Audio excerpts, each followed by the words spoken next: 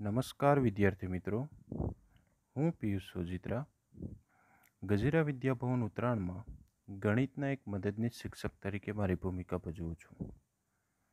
આજે આપણે વાત કરવાની છે ધોરણ 9 વિષય ગણિત ચેપ્ટર નંબર 1 સંખ્યા પદ્ધતિની.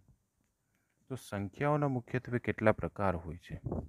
સંખ્યાઓના મુખ્યત્વે બે પ્રકાર હોય છે, કાલ્પનિક સંખ્યા અને વાસ્તવિક સંખ્યા. કાલ્પનિક સંખ્યા કે જેને ઇમેજનરી નંબર એટલે કે સ્મોલ આઈ વડે દર્શાવવામાં આવે છે, અને વાસ્તવિક સંખ્યા જેને રિયલ નંબર એટલે કે કેપિટલ આર વડે દર્શાવવામાં આવે છે. કાલ્પનિક સંખ્યાનો અભ્યાસ ધોરણ 11-12 સાયન્સમાં તમે આગળ કરશો. અત્યારે આપણે જોઈએ વાસ્તવિક સંખ્યાઓ. વાસ્તવિક સંખ્યાના મુખ્યત્વે બે પ્રકાર છે, સમય સંખ્યા અને અસમય સંખ્યા. સમય સંખ્યા એટલે કે તેને rational number RATIONAL rational number વડે લખાય છે, પરંતુ સમય એટલે ક્વેશ્ચન પાર્ટ કોઈ સંખ્યાનો ભાગ કરતી હોવાથી તેને ક્યુ વડે પણ દર્શાવવામાં આવે છે. અસમય સંખ્યા જેને ઇરેશનલ નંબર એટલે કે કેપિટલ આઈ વડે દર્શાવવામાં આવે છે. સમય સંખ્યામાં મુખ્યત્વે બે પ્રકાર પડે છે, પૂર્ણાંક સંખ્યા અને અપૂર્ણાંક સંખ્યા. પૂર્ણાંક સંખ્યામાં જેને ઝેલિનના નામ પરથી ઝેડ વડે દર્શાવવામાં આવે છે, અને અપૂર્ણાંક સંખ્યાને ફ્રેક્શન એટલે કે એફ વડે દર્શાવવામાં આવે છે. પૂર્ણાંક સંખ્યામાં મુખ્યત્વે ત્રણ પ્રકાર પડે છે, ધન પૂર્ણાંક, ઋણ પૂર્ણાંક અને શૂન્ય.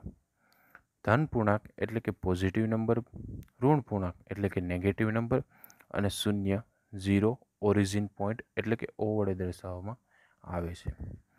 પૂર્ણાંક સંખ્યાનો મુખ્યત્વે આપણે ઉપયોગ સંખ્યા રેખા પર કરતા હોઈએ છીએ. પૂર્ણાંક સંખ્યાને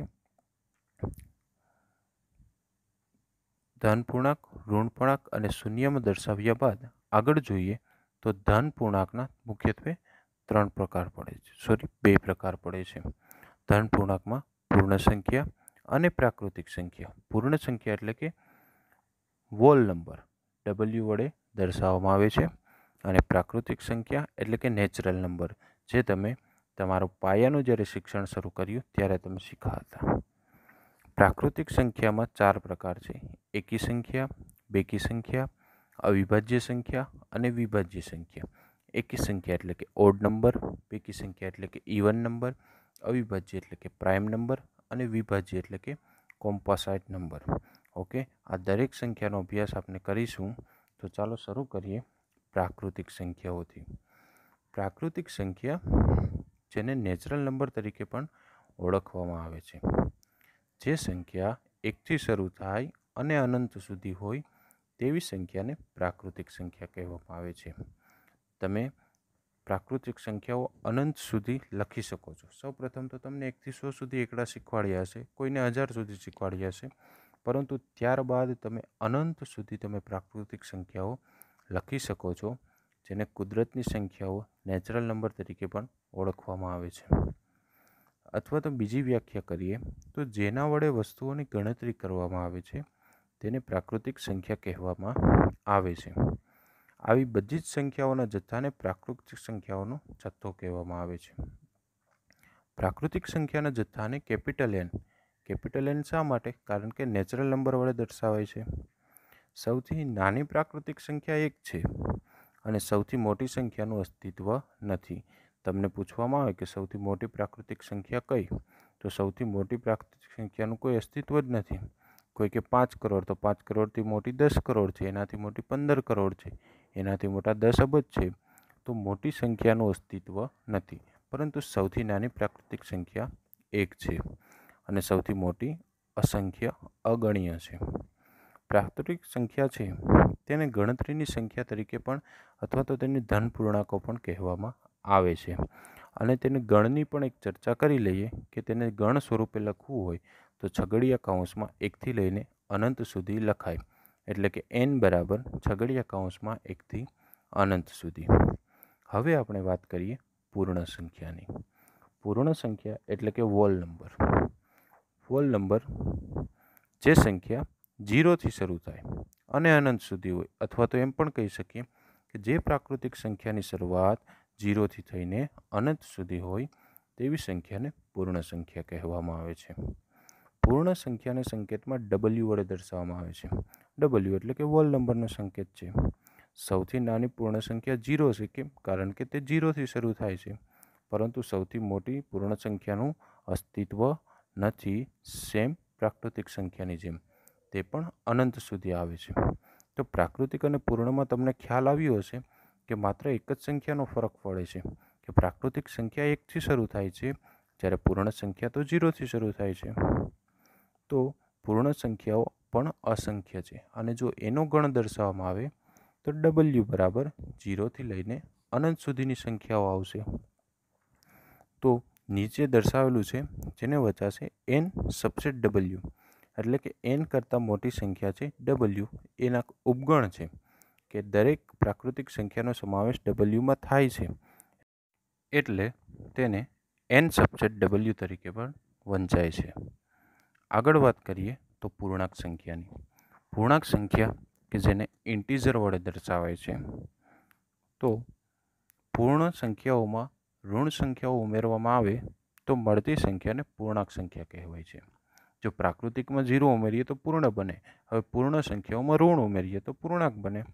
તો પૂર્ણાંક સંખ્યાનો સંકેત z છે. તો તમને પ્રશ્ન થશે કે સર, પૂર્ણાંક સંખ્યાઓને તો ઇન્ટીજર એટલે તો i વડે ન દર્શાવાય?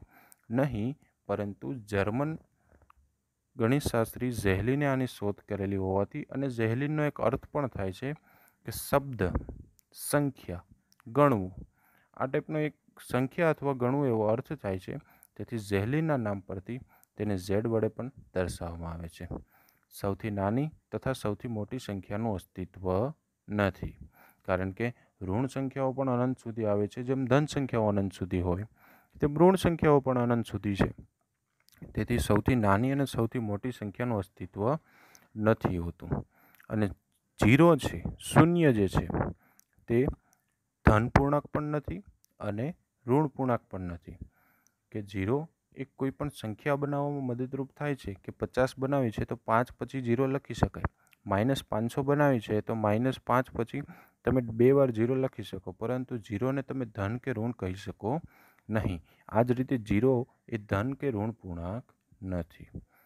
તેને પણ ગણ રૂપે દર્શાવીએ તો n subset W subset z, એટલે કે તમામ નેચરલ નંબર પ્રાકૃતિક સંખ્યાનો સમાવેશ પૂર્ણમાં થાય છે અને દરેક પૂર્ણ સંખ્યાનો સમાવેશ પૂર્ણાંકમાં થાય છે. પૂર્ણાંક સંખ્યાને ગણ સ્વરૂપે લખીએ તો -3, -2, -1, 0, 1, 2, 3 અનંત સુધી. ડાબી બાજુ અને જમણી બાજુ બંને તરફ અનંત સુધી ગણ દર્શાવેલો છે. હવે આપણે વાત કરવાની છે સમય સંખ્યાની. સમય સંખ્યાનો અભ્યાસ તમે 8મા ધોરણમાં પણ કર્યો હતો, પણ આ થોડીક અલગ સમય સંખ્યા છે. વ્યાખ્યા તો તે જ છે, પણ અમુક દાખલાઓની દ્રષ્ટિએ થોડું અલગ છે. ધ્યાન આપજો ખાસ. અને પાઠમાં મેન ઉપયોગી સમય સંખ્યાઓ જ છે. ઘણા બધા તેના દાખલાઓ છે સમય સંખ્યાઓને લગતા. તો ચાલો જોઈએ. સમય સંખ્યાઓને રેશનલ નંબર, એટલે કે તેનો સંકેત Q છે, પરંતુ એનો સ્પેલિંગ છે રેશનલ નંબર. Q શા માટે? કારણ કે ક્વેશ્ચન પાર્ટ QUOTIONT થિયરીમાં આપણે એની ચર્ચા કરીશું. ઓકે, ચાલો તો વ્યાખ્યા જોઈએ. તો એક પૂર્ણ સંખ્યાને શૂન્ય સિવાયની બીજી પૂર્ણ સંખ્યા વડે ભાગતા. કે કોઈ પણ બે સંખ્યાનો ભાગાકાર, પરંતુ છેદમાં 0 નહીં, એટલે કે બીજી પૂર્ણ સંખ્યા છે એ શૂન્ય સિવાયની હોવી જોઈએ. એક પૂર્ણ સંખ્યાને શૂન્ય સિવાયની બીજી પૂર્ણ સંખ્યા વડે ભાગો તો જે સંક્ષિપ્ત સ્વરૂપ મળે છે તેને સમય સંખ્યા કહેવાય. થોડી સિમ્પલ વ્યાખ્યા બનાવીએ તો આપણે 8મા ધોરણમાં જે વ્યાખ્યાનો અભ્યાસ કર્યો હતો કે જો P અને Q બંને પૂર્ણાંક સંખ્યાઓ હોય તો Q એ શૂન્યતર હોય. શૂન્યતર એટલે કે શૂન્ય સિવાયનું હોય તો તે સંખ્યાને Pના છેદમાં Q સ્વરૂપમાં લખી શકાય. તો આવી સંખ્યાને સમય સંખ્યાઓ કહેવામાં આવે છે. સમય સંખ્યા સિમ્પલમાં તમને 8મા ધોરણની વ્યાખ્યા જણાવું તો જે સંખ્યાને Pના છેદમાં Q સ્વરૂપમાં લખી શકાય તે સંખ્યાને સમય સંખ્યા કહેવામાં આવે છે. ઓકે, ચાલો તો સમય સંખ્યાનો જે સ્પેલિંગ છે રેશનલ, તો રેશનલ શબ્દ એ અંગ્રેજીના રેશિયો પરથી ઉતરી આવ્યો છે. ઘણા મિત્રો આને રેટિયો વાંચે, પણ રેટિયો વચાતો નથી. જેમ નેશનલનો સ્પેલિંગ છે તેમ આ રેશનલનો સ્પેલિંગ છે. તેમ આ રેશિયો પરથી ઉતરી આવેલો છે. તેનો સંકેત ક્યુ છે અને ક્યુ એ ક્વેશ્ચન પરથી ઉતરી આવેલો છે. હમણાં જ મેં સ્પેલિંગની ચર્ચા કરી હતી. સૌથી નાની અને સૌથી મોટી સમય સંખ્યાનું અસ્તિત્વ નથી. એટલે તમે કોઈ પણ સંખ્યાનો ભાગાકાર લઈ શકો. તમને મન પડે 1/4, 5/8, 9/25, 25/7, કોઈ પણ સંખ્યાનો ભાગાકાર લો તો તેનો તમને ચોક્કસ આન્સર મળશે. ઘણી વખત કેલ્ક્યુલેટરમાં 0 પછી અમુક અનંત સુધી ડિજિટ આવી જતા હોય છે, તો આ દરેક સંખ્યાઓ સમય સંખ્યાઓ છે તેમ કહી શકાય. આગળ જોઈએ તો સમાન સમય સંખ્યાઓને પી પૂર્ણાંક અને ક્યુ શૂન્યેતર પૂર્ણાંક હોય તેવા અનન્ય સ્વરૂપે દર્શાવી શકાતી નથી. અનન્ય એટલે કે એક અને માત્ર એક સ્વરૂપે. સમાન સમય સંખ્યાઓને ઘણી બધી રીતે દર્શાવી શકાય. ખાસ ધ્યાન આપજો, અનન્ય એટલે એક અને માત્ર એક થશે. ઓકે, દાખલા તરીકે જોઈએ 1/4 છે તેની સમાન સમય સંખ્યા લખવી હોય તો 2/8 થાય. કેમ? કારણ કે ઉપર નીચે હું 2 વડે ગુણી દઉં. તેવી જ રીતે તેની સમાન સમય સંખ્યા મારે લખવી હોય તો 3/12 થાય. ઓકે, આ રીતે તમે સમાન સમય સંખ્યા લખી શકો છો. જો તેનો છેદ ઉડાડશો 2/8નો તો 1/4 જ મળશે. 3/12નો ઉડાડશો તો પણ 1/4 જ મળશે. તો આ બધી સમય સંખ્યાઓ છે તેને સમાન સમય સંખ્યાઓ તરીકે ઓળખવામાં આવે છે. પછી આગળ વાત કરીએ તો પીના છેદમાં ક્યુનું સંખ્યા રેખા પર નિરૂપણ કરીએ તો ક્યુ બરાબર 0 હોવો જોઈએ નહીં. જો ક્યુ 0 હશે તો ચાલશે નહીં. એટલે અહીં દર્શાવેલું છે ક્યુ ઇઝ નોટ ઇક્વલ ટુ 0 અને પી અને ક્યુનો એક સિવાયનો કોઈ પણ સામાન્ય અવયવ નથી.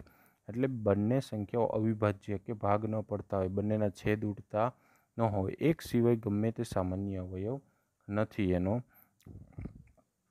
ત્યારબાદ દરેક પ્રાકૃતિક સંખ્યાઓ સમય સંખ્યાઓ છે અને પૂર્ણાંક સંખ્યાઓ પણ સમય સંખ્યાઓ છે. તે જ રીતે પૂર્ણ સંખ્યાઓ પણ સમય સંખ્યાઓ છે. એટલે કે દરેક સંખ્યાઓ છે પૂર્ણ, પ્રાકૃતિક અને પૂર્ણાંક, આ બધી સંખ્યાઓ સમય સંખ્યાઓ છે તેમ કહી શકાય. સમય સંખ્યાનું દશાંશ નિરૂપણ એટલે કે જો તેનો ભાગાકાર કરવામાં આવે 1/3, 1/5 ભાગાકાર કરવામાં આવે તો તેનું દશાંશ એટલે પોઈન્ટનું સ્વરૂપ અનંતાવૃત મળે. અનંત એટલે કે ઘણીવાર તમે કેલ્ક્યુલેટરમાં જોતા હોય કે 1/3 કરો તો 0.333333 આવ્યા કરે, 1/6 કરો તો 0.6666 આવ્યા કરે. તો આનો જે જવાબ છે તેને અનંતાવૃત જવાબ કહેવામાં આવે છે. ત્યારબાદ આપણે ચર્ચા કરીએ તો આપેલ બે ભિન્ન સમય સંખ્યાઓ વચ્ચેની સંખ્યાઓ મેળવવાનો દાખલાઓની વાત છે કે આ જે રીત છે તે દાખલાઓ માટેની છે. સ્વાધ્યાય 1.1માં આના દાખલાઓ છે અને પરીક્ષામાં પણ આના દાખલાઓ ઘણીવાર પૂછાય છે. તો આપેલ ભિન્ન સમય સંખ્યાઓ એ અને બી હોય તો સૌપ્રથમ તો તેની સરાસરી લઈ લેવાની, સરેરાશ લઈ લેવાની. એટલે કે બંને સંખ્યાનો સરવાળો છેદમાં 2. એટલે જે સંખ્યા વચ્ચેની સમય સંખ્યા આપણને એક મળશે. એવી જ રીતે એ અને બીને સમછેદી સંખ્યાઓ તરીકે દર્શાવવાના. ત્યારબાદ એ અને બી વચ્ચે કેટલી સમય સંખ્યાઓ શોધવી છે તે મુજબ સમાન સમય સંખ્યાઓ દર્શાવવી. એટલે કે તમને ખ્યાલ આવ્યો હોય તો કોઈ પણ બે સમાન સમય સંખ્યાઓની વચ્ચેની સંખ્યા મેળવવાની વાત થઈ હોય ત્યારે પહેલાં તેની મધ્ય કિંમત, સરેરાશ, સરાસરી મેળવી લેવાની કે બંને સંખ્યાનો સરવાળો છેદમાં 2 એટલે વચ્ચેની સંખ્યા મળી જાય. ત્યારબાદ તેની સમાન સમય સંખ્યા અંશ અને છેદમાં 2 વડે ગુણો, અંશ અને છેદમાં 5 વડે ગુણો, અંશ અને છેદમાં 7 વડે ગુણો. આ રીતે તમને જેટલી સંખ્યાઓ માગી હોય તેટલી મળી જાય. દાખલા માટે તમને ખૂબ ઉપયોગી થઈ પડે. ત્યારબાદ એ અને બીના દશાંશ સ્વરૂપમાં દર્શાવો. ત્યારબાદ દશાંશ સ્થળથી જમણી બાજુના સ્થળ સુધી જોઈતા પ્રમાણમાં શૂન્ય ઉમેરો. જો બીજી રીતે કરવું હોય તો તેને પોઈન્ટમાં ફેરવી દો. ત્યારબાદ જોઈએ એટલા પોઈન્ટ ઉમેરતા જાઓ. તો આ રીતે પણ થઈ શકે છે. જો આના આપણે દાખલા જોઈશું તો તમને વધારે ખ્યાલ આવશે.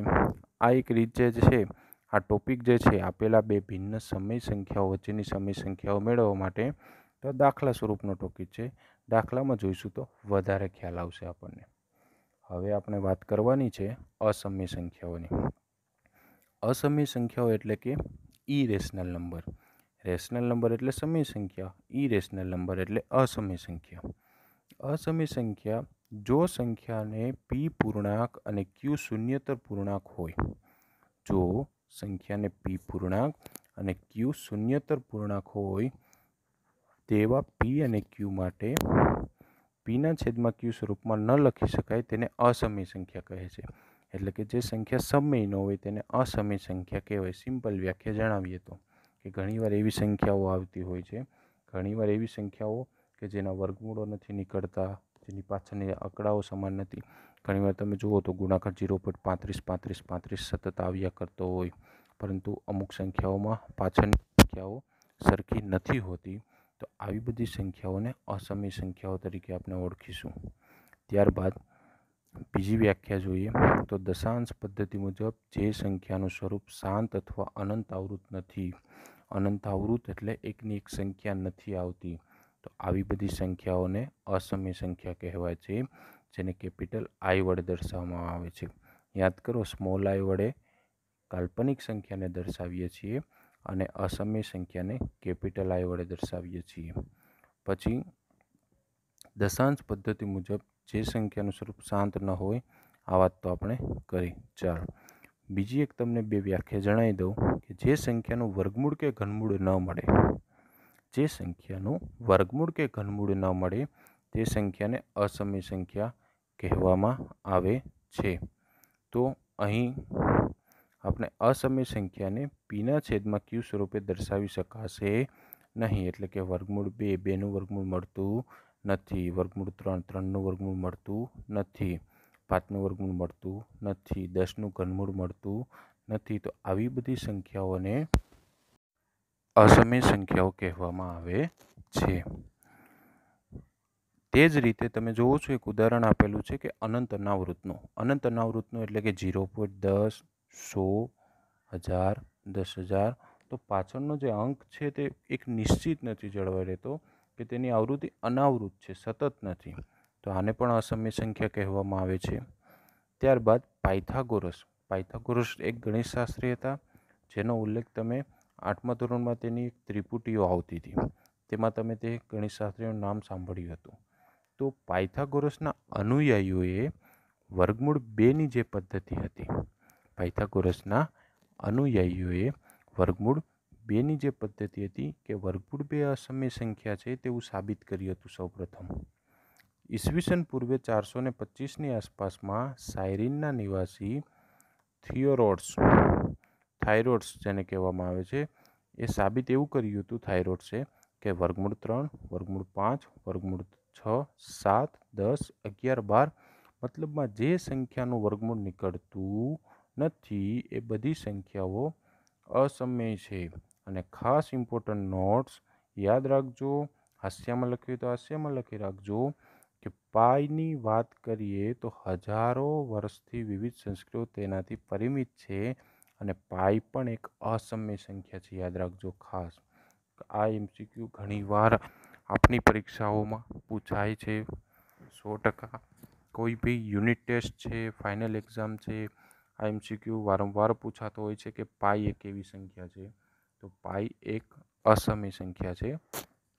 જો તેની વાત કરીએ તો ઈસવીસન 1700ના અંતમાં લેમ્ફેટ અને લેગેન્ડ્રી એ પાઈ એક અસમય સંખ્યા છે તેવું સાબિત કર્યું હતું.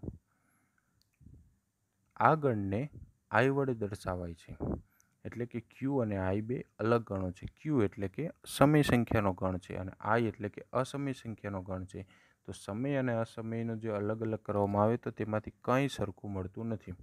કે સમય ન હોય એને અસમય કહેવાય. એટલે કે બંને જે સંખ્યાઓ જે છે તેનો જે છેદગણ છે તે ફાઈ છે. ઊંધો યુ છે તેને છેદગણ બોલાય છે, અને સીધો યુ છે એને યોગગણ. કે સમય એટલે કે ક્યુ યોગ આઈ એટલે કે આર, જેને રિયલ નંબર કહેવામાં આવે છે. તો સિમ્પલમાં તમને સમજાવું કે ક્યુ યોગ યુ લખ્યું છે તેને શું વચાય કે ક્યુ યોગ આઈ બરાબર એટલે કે સમય અને અસમયના જથ્થાને વાસ્તવિક સંખ્યા એટલે કે આર વડે દર્શાવાય છે. ચાલો હવે આપણે વાત કરીએ વાસ્તવિક સંખ્યા એટલે કે રિયલ નંબર આર વિશે. તો વાસ્તવિક સંખ્યા, જેને રિયલ નંબર તરીકે પણ ઓળખવામાં આવે છે, કે સમય અને અસમયના જથ્થાને વાસ્તવિક સંખ્યા તરીકે ઓળખવામાં આવે છે. અને વાસ્તવિક સંખ્યાના સંકેતમાં કેપિટલ આર વડે દર્શાવવામાં આવે છે. પ્રત્યેક વાસ્તવિક સંખ્યાનું સંખ્યા રેખા પર એક અનન્ય બિંદુ તરીકે, અનન્ય એટલે એક અને માત્ર એક, કે દરેક વાસ્તવિક સંખ્યાનું નિરૂપણ સંખ્યા રેખા ઉપર શક્ય બને છે. સંખ્યા રેખા પરનું પ્રત્યેક બિંદુ એક વાસ્તવિક સંખ્યા દર્શાવે છે. આ કારણથી જ સંખ્યા રેખાએ વાસ્તવિક સંખ્યા રેખા કહેવામાં આવે છે. સંખ્યા રેખા, ખાસ યાદ રાખજો કે સંખ્યા રેખા પર દરેક વાસ્તવિક સંખ્યાનું નિરૂપણ થઈ શકે છે. અને બીજો એક ઇમ્પોર્ટન્ટ પોઈન્ટ કે પૂર્ણ, પ્રાકૃતિક, સમય, અસમય, પૂર્ણાંક સંખ્યા, તમામ સંખ્યાઓનો જે જથ્થો છે તેનો રાજા જે સર્વે સર્વા કહેવાય તે વાસ્તવિક સંખ્યા છે. કે વાસ્તવિક સંખ્યામાંથી ઘણી બધી સંખ્યાઓ પડે, અવિભાજ્ય, વિભાજ્ય, પ્રાકૃતિક, પૂર્ણ, એકી, બેકી, અપૂર્ણાંક, પૂર્ણાંક, સમય, અસમય, બધી સંખ્યાઓના જથ્થાને આપણે વાસ્તવિક સંખ્યા તરીકે ઓળખીએ છીએ. કે વાસ્તવિક સંખ્યા એટલે તમામ સંખ્યાઓનો રાજા. ઓકે, કે જેને કેપિટલ આર વડે દર્શાવાય છે. અને લાસ્ટમાં તમે જુઓ તો N, subset W, subset Z, subset Q, subset R, એટલે કે રિયલ નંબર એ બધાથી સર્વોચ્ચ ઉપર આવેલો છે. હવે આપણે આગળ જોઈએ કે વાસ્તવિક સંખ્યા અને તેની દશાંશ અભિવ્યક્તિ, કે દરેક સંખ્યાનું સાદુરૂપ અને તેની અભિવ્યક્તિ કેવી હોય છે. તો અભિવ્યક્તિ બે પ્રકારની છે. એક તો શાંત દશાંશ અભિવ્યક્તિ છે અને બીજી છે અનંત આવૃત અભિવ્યક્તિ. શાંત ક્યારે હોય કે કોઈ પણ સંખ્યા હોય, કોઈ સમય સંખ્યા અંશ અને છેદવાળી, તેનો તમે ભાગાકાર કરો અને શેષ શૂન્ય મળે તો તે શાંત અભિવ્યક્તિ. અને શેષ શૂન્ય ન મળે અને આંકડા સતત પુનરાવર્તિત થયા કરે, સતત ને સતત પુનરાવર્તન થયા કરે, તો આ સંખ્યાને અનંત કહેવાય. સિમ્પલમાં સમજાવું તો બંને વ્યાખ્યાનો અભ્યાસ કરીએ કે આપેલ સંખ્યાનો ભાગાકાર શેષ શૂન્ય મળે તો તે શાંત અભિવ્યક્તિ.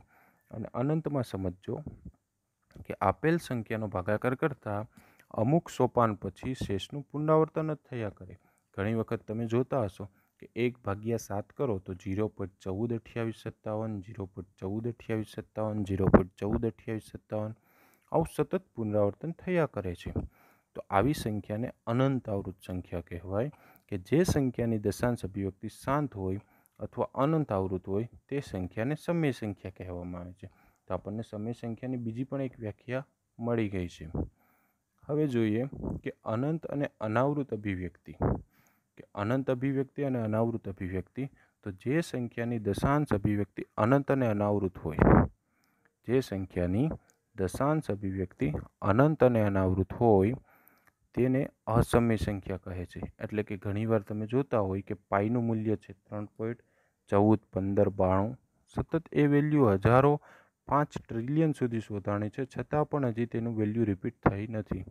તો આવી સંખ્યાને અસમય કહેવાય છે. એવી રીતે વર્ગમૂળ 2નું સાદુરૂપ જુઓ તો 1.41, 42, 156 પાછળના આંકડા રિપીટ થતા જ નથી. તો આને અસમય સંખ્યા કહેવાય છે. કે જેનું સાદુરૂપ અનંત અનાવૃત છે. તો વૈદિક યુગ ઈસવીસન પૂર્વે 800 થી 500ના ગાળામાં એક સુલભા સૂત્ર, જેને જીવાના નિયમોમાં આનો ઉલ્લેખ છે કે વર્ગમૂળ 2, જો આ તો મૂલ્ય યાદ રાખવાનું છે. એક ગણતરી અહીંયા દર્શાવેલી છે જે પરીક્ષામાં પૂછાતી નથી પણ તમારી જાણકારી માટે છે. પરંતુ વર્ગમૂળ 2 એટલે 1.41 થાય, 2 ડિજિટ સુધી જ યાદ રાખવાનું છે. આમાં બહુ ગભરાવાની વસ્તુ નથી, માત્ર તમારી જાણકારી માટે અહીં લખેલું છે. ત્યારબાદ સંખ્યા રેખાનું વાસ્તવિક સંખ્યામાં નિરૂપણ, કે શાંત દશાંશ અભિવ્યક્તિવાળી તથા અનંત આવૃત અભિવ્યક્તિવાળી જે સંખ્યા હોય તેને આપણે સંખ્યા રેખા પર દર્શાવી શકીએ છીએ. એટલે કે આપણે વાત કરી હતી કે વાસ્તવિક સંખ્યાઓ ગમે તે હોય, વાસ્તવિક સંખ્યામાં તો સમય અને અસમય બધી જ આવે, તો દરેક સંખ્યાનું આપણે સંખ્યા રેખા પર નિરૂપણ કરી શકીએ છીએ. કે શાંત હોય, અનંત આવૃત હોય, અનંત અનાવૃત હોય, બધીનું નિરૂપણ આપણે કરી શકીએ છીએ. પણ હા, અનંત અનાવૃત હોય તેનું એક પરફેક્ટ નિરૂપણ નહીં થઈ શકતું, પણ નિરૂપિત તો આપણે કરી શકીએ છીએ. તે જ રીતે આગળ જોઈએ તો જો ABCD ધન વાસ્તવિક સંખ્યાઓ હોય તો આ સૂત્ર છે, 8મા ધોરણમાં અભ્યાસ કર્યો હતો, છતાં એક વખત જોઈ લઈએ કે વર્ગમૂળમાં A અને Bનો ગુણાકાર છે તો તેને વર્ગમૂળ A ગુણ્યા વર્ગમૂળ B અલગ અલગ લખી શકાય. તે જ રીતે વર્ગમૂળ આખામાં a અને b નો ભાગાકાર છે તો તેને વર્ગમૂળ a અને વર્ગમૂળ b નો ભાગાકાર લખી શકાય. તે જ રીતે આગળ જોઈએ તો વર્ગમૂળમાં a પ્લસ બી અને વર્ગમૂળમાં a માઇનસ બી, એટલે કે a પ્લસ બી અને a માઇનસ બીનું સૂત્ર છે એનો વર્ગ માઇનસ બીનો વર્ગ. નીચે પણ સેમ સૂત્ર છે a પ્લસ બી અને a માઇનસ બી, પણ a પ્લસ વર્ગમૂળમાં બી એ માઇનસ વર્ગમૂળમાં બી, એટલે કે એનો વર્ગ માઇનસ વર્ગમૂળનો વર્ગ આખો બી. સિમ્પલ સૂત્ર છે. તે જ રીતે પાંચમું સૂત્ર છે કે વર્ગમૂળ a પ્લસ બી અને વર્ગમૂળ c પ્લસ ડી, એટલે કે પહેલી સંખ્યાનો પહેલી સાથે, પહેલી સંખ્યાનો બીજી સાથે, બીજી સંખ્યાનો પહેલી સાથે અને બીજી સંખ્યાનો બીજી સાથે ગુણાકાર કરીને સાદુરૂપ આપેલું છે. અને આ તમામ સૂત્ર 8મા ધોરણના ચોપડીમાંથી લીધેલા છે. પછી એક સૂત્ર તમે જાણો છો a પ્લસ બીનો વર્ગ. a પ્લસ બીનો વર્ગ એટલે એનો વર્ગ પ્લસ 2ab પ્લસ બીનો વર્ગ. એવી જ રીતે a માઇનસ બીનો વર્ગ એટલે કે એનો વર્ગ માઇનસ 2ab પ્લસ બીનો વર્ગ. તો સેમ સૂત્રનો આપણે અહીંયા ઉપયોગ કરેલો છે. હવે છે અગત્યના બે તારણો 3. શૂન્યેતર સમય સંખ્યાનો અસમય સંખ્યા સાથેનો સરવાળો અને બાદબાકી અસમય હોય, એટલે કે અસમય સંખ્યાનો સરવાળો તમે કોઈ પણ સમય સંખ્યા સાથે કરો તો જવાબ અસમય જ મળે. આ તો એના જેવું છે કે બગડેલી કેરી હોય તેના ભેગી સારી કેરી મૂકો તો તે બગડવાની જ છે. તે જ રીતે જો અસમય સંખ્યાનો ભાગાકાર કરીએ તો ભાગફળ પણ અસમય જ મળે. બે સંખ્યાઓનો સરવાળો બાદબાકી ગુણાકાર ભાગાકાર સમય અથવા અસમય હોઈ શકે, એટલે કોઈ પણ સાદુરૂપ આવી શકે, સમય પણ આવી શકે અને અસમય પણ આવી શકે. પછી ખાસ ઇમ્પોર્ટન્ટ છે સમયકરણ. સમયકરણ એટલે કે કોઈ પણ અસમય સંખ્યાને શક્ય હોય તો યોગ્ય અસમય સંખ્યા વડે ગુણી ગુણનફળ સમય સંખ્યા મેળવવાની રીતને સમયકરણ કહે છે. તો આ રીતને પણ આપણે સમીકરણની જે રીત છે આને આપણે દાખલા સ્વરૂપે જોશું. આ એક એની વ્યાખ્યા છે જે નોટબુકમાં આપણે લખવાની છે અને યાદ રાખવાની છે. હવે ઘાતાંકના નિયમો જે છે તે ખાસ કે આધાર સરખા તો ઘાતાંકોનો સરવાળો ક્યારે વચ્ચે ગુણાકાર હોય તો, આધાર સરખા વચ્ચે ભાગાકાર તો ઘાતાંકોની બાદબાકી બીજું સૂત્ર, ઘાતની ઘાતનો ગુણાકાર ત્રીજું સૂત્ર, એ અને બી આખા નિયમ હોય તો એને પણ એમ મળે, બીને પણ એમ મળે, એના છેદમાં બી આખા નિયમ હોય તો એને પણ એમ, છેદમાં બીને પણ એમ. તો આ તમામ સૂત્રનો અભ્યાસ આપણે 8મા ધોરણ અને 7મા ધોરણમાં કર્યો હતો. પછી એની નીચે પોઈન્ટ્સ છે કે કોઈ પણ સંખ્યાની 0 ઘાત એટલે કે 1 એની માઇનસ n ઘાત હોય કે કોઈ પણ સંખ્યાની માઇનસ n એટલે કે એને ઇન્વર્સ વચાય કે આને 1ના છેદમાં એની n બચાય છે. તે જ રીતે વર્ગમૂળમાં હોય તો તેને ઘાત સ્વરૂપે લખવું હોય તો વર્ગમૂળમાં 2 હોય તો 2ની 1ના છેદમાં 2, વર્ગમૂળમાં 3 હોય તો 3ની 1ના છેદમાં 2, વર્ગમૂળમાં 10 હોય તો 10ની 1ના છેદમાં 2. એવી રીતે વર્ગમૂળમાં n હોય તો nની 1ના છેદમાં 2. આ રીતે તમે દર્શાવી શકો છો. તો આ સૂત્રો તમે 8મા ધોરણમાં અભ્યાસ કર્યો છે, પણ ખાસ આજે જે ચલાવેલું છે તેમાં વ્યાખ્યાઓ ભૂલવાની નથી. અને ઘાત અને ઘાતાંકના સૂત્રો તો માત્ર તમારા 8માના રિવિઝન માટે મૂકેલા હતા અને તે પણ યાદ રાખવાના છે. દાખલાઓમાં આપણે ઉપયોગ કરીશું. સાથે સાથે આ તમામ લેક્ચર સમજીને તમે વ્યવસ્થિત રીતે તમારી નોટબુકમાં ઉતારવાનો છે. અને જો ન સમજાય તો એના માટે આપણે ડિફિકલ્ટી માટે પણ લાઈવ થવાના છીએ, તો તેમાં પણ તમારી તમામ ડિફિકલ્ટી જણાવજો. વિડીયો એક નહીં પણ 2-3 વખત જોજો, જેથી તમને થિયરીનો ખ્યાલ આવે અને સંપૂર્ણ થિયરી વ્યવસ્થિત રીતે તમારી નોટબુકમાં લખવાની છે અને સમજવાની છે. Thank you.